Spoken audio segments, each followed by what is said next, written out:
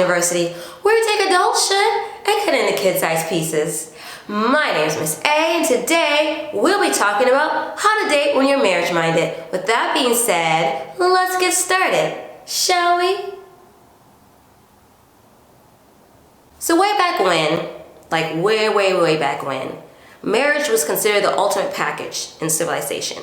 You got to have sex, be legally recognized and financially secure, and you got to have, you were officially recognized by society overall in terms of status and held in some regard for that matter.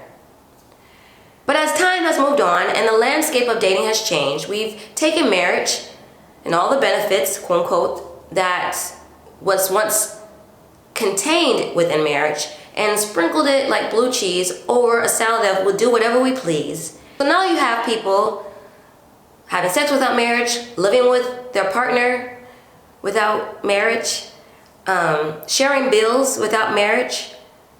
But without the benefits of marriage, we have lost the ability to have legal say over medical issues that our significant other has, and people have had kids that have come from a broken home per se, etc., etc. If you ask me, basically, the consequences of doing whatever we please with the benefits of marriage have somewhat, if not altogether, been much more of a detriment to society than it has been a benefit. But I digress. You can keep your opinion, and I'll keep mine.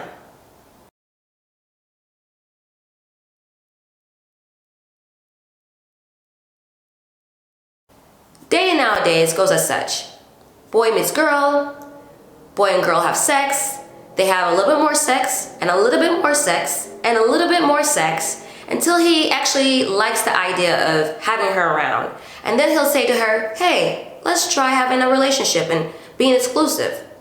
And to which she will wholeheartedly say yes, because she wants that relationship. She wants to be claimed, have the title, feel like it's going somewhere. And it's all because from the first time, probably, she's had sex with him, she's been emotionally inclined, spiritually inclined, and heart inclined to this guy. And so she wants this. And that's how a relationship is born nowadays in American culture. But I want to challenge that concept.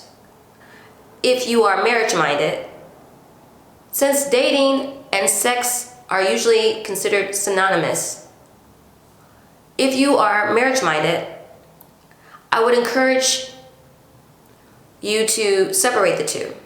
You can either wait till after you get married, but most of the times this is out of religious reasons why people do such.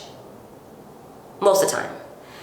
Or you can wait until at least you are exclusive with that person, which I will go into later as to how that really works. At least then, you'll give yourself a chance to clearly understand if this person is right for you, emotionally, spiritually, life goal-wise. These things are important. And since marriage isn't to be entered into lightly, you really don't want your hormones and your heart speaking for you and confusing your head. Sometimes we see the red flags and the things that should say, no, we don't think this is a good match, but you're already having sex, you're already getting inclined to somebody, and so it's just natural or easier, or you just want what you want. And again, marriage isn't to be entered into lightly. So if you are marriage-minded, separate the two. I touched on exclusivity in the first part, but in this part I'm going to expand on it. Becoming exclusive is an essential part of dating when you are marriage-minded. It's a time when we start to, give our all to this person. And of course, if you're marriage-minded, you try to start evaluating whether or not this person is really the one for you. And so I would encourage anyone who is single to not give up their rights to be single and mingling until they know that their significant other, or potential significant other, I should say, is interested in dating them for the purpose of marriage. Now, it may not happen. You may start dating someone and within a month or 2 or 5 months down the line realize, ugh, this person and I are not compatible. But at least you'll know that you didn't waste time when you could have been out there dating.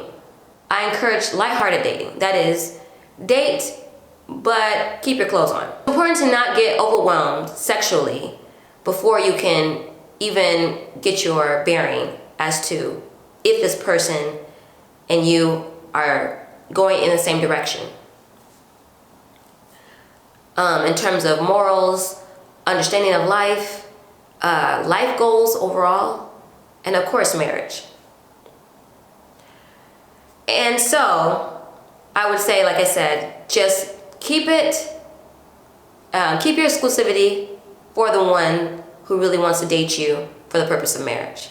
Now, if you happen to be in a relationship already and you really want marriage, no matter how old you are or how many kids you have, you still have the power to turn the tide, but only if you're willing to take a risk. And that is by telling your significant other that unless there's marriage on the table, you are willing to walk away from the relationship. This will either cause them to step up or step out the way so that you can date and see who's out there and hopefully find someone who is marriage-minded like you. Well, that's it for today. Just some tips on how to date when you're marriage-minded. Thank you for attending class. Go ahead and do your heart by subscribing to this channel, commenting, and thumbs up in this video. My name is Miss A, and until next time, remember, you must be this tall to pay bills.